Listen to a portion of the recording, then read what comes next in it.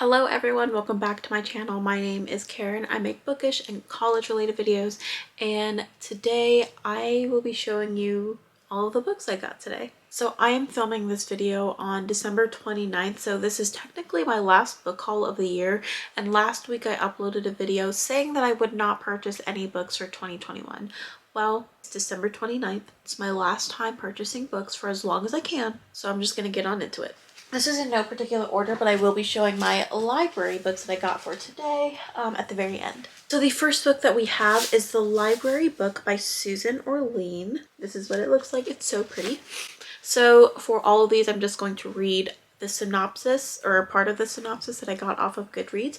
But this reads, brimming with her signature wit, insight, compassion, and talent for deep research, The Library Book is Susan Orlean's thrilling journey through the stacks that reveal how these beloved institutions provide much more than just books and why they've remained an essential part of her heart, mind, and soul of our country. It is also a master journalist reminder that perhaps especially in the digital era, they are more necessary than ever. This is listed as a nonfiction history mystery book. So I went to a used bookstore with my friend Sage today, and we were immediately drawn to just how beautiful the spine and the cover of the book is. And then we realized that it's a Reese Witherspoon book club book, so you know it's got to be at least like good. I absolutely love the public library, as we all know, and I hope you do too. I'm just really interested in what this author has to say, and I'm going into this thinking that it's going to be more of like an investigative journalism piece because there's that mystery aspect to it. Also, I just want to hear what she has to say about the library as this institution and the importance of it in our society, and what else the library can provide other than the resources that it provides for us in terms of books and computers and just other resources. Next, I have Colors of the Mountain by Da Chen.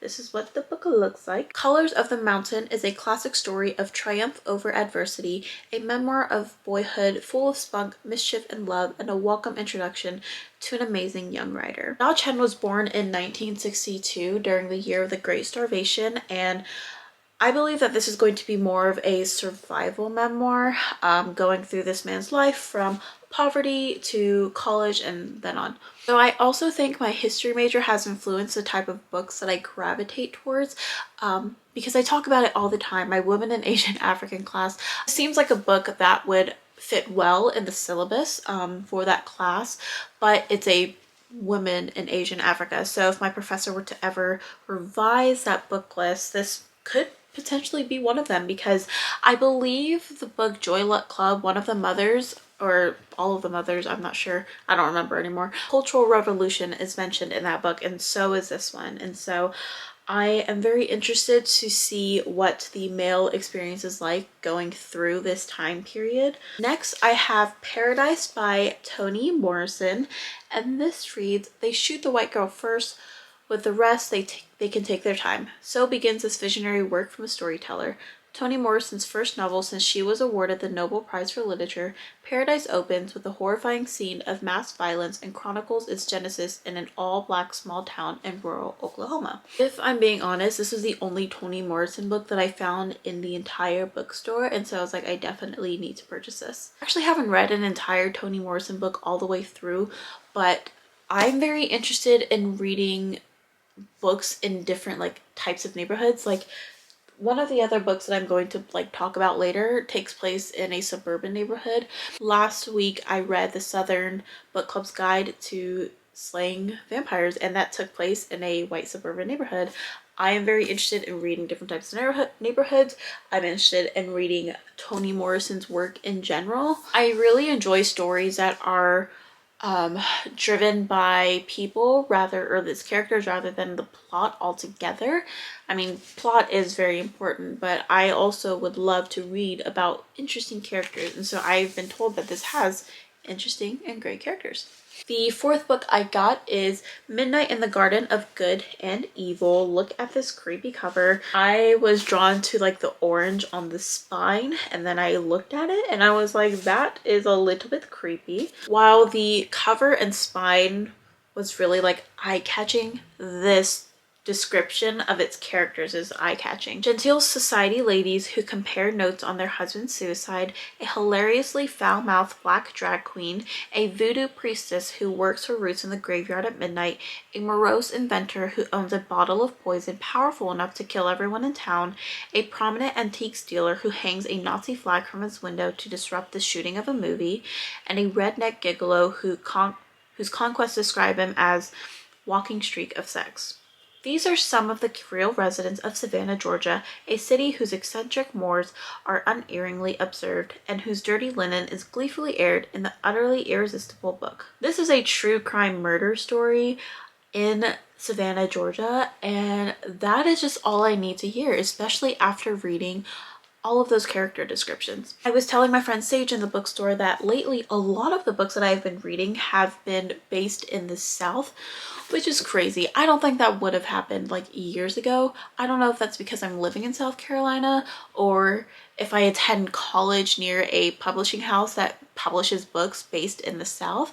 I don't know what it is, but I read Savannah, Georgia, and I read the description of these characters and I was like, I'm gonna get it. The last book that I purchased is Crazy Rich Asians by Kevin Kwan. When I showed my dad that I picked this book up today, he was like, you need to hurry up and read that book so we can watch this movie. But the synopsis reads, Crazy Rich Asians is an outrageously funny debut novel about three super rich pedigreed Chinese families and the gossip, backbiting, and scheming that occurs when the heir to one of their most massive fortunes in Asia brings home his ABC, American-born Chinese girlfriend to the wedding of the season. All right, so the next two are library books, and the first one that I picked up is actually When No One Is Watching by Alyssa Cole. This is just a part of the synopsis, and it reads, when does coincidence become conspiracy? Where do people go when gentrification pushes them out? Can Sydney and Theo trust each other or themselves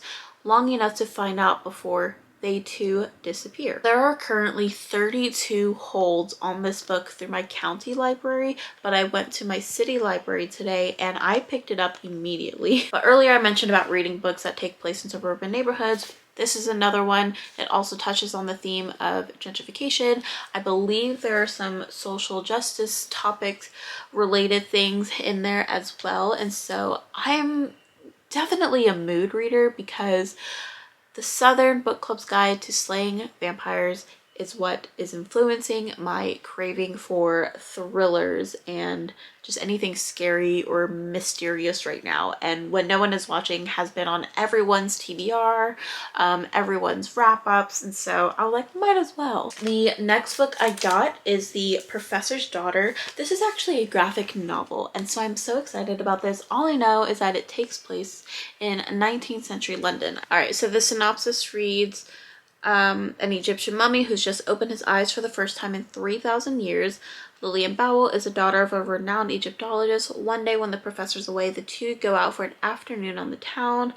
The heap of trouble that they land in, brought on by Mozart, afternoon tea, and the passing gentleman's sensitive nature only deepens when they learn the mummy's father is in town. That's what that's about. I immediately picked this up in the library and was like, I'm gonna get it. But I didn't even realize that he is a mummy on the cover. I don't know why I didn't recognize that. Those are all of the books that I have picked up today to kind of just wrap up my 2020 book buying. I'm not going to stop borrowing books from the library in 2021, of course, but I want to do a better job at keeping track of what I borrow, what I fully read, as well as how much I save from borrowing. Anyway, that is it for this video. I hope you all enjoyed. If you did, please give this video a thumbs up and please subscribe. I have new videos coming your way very soon. Bye everyone.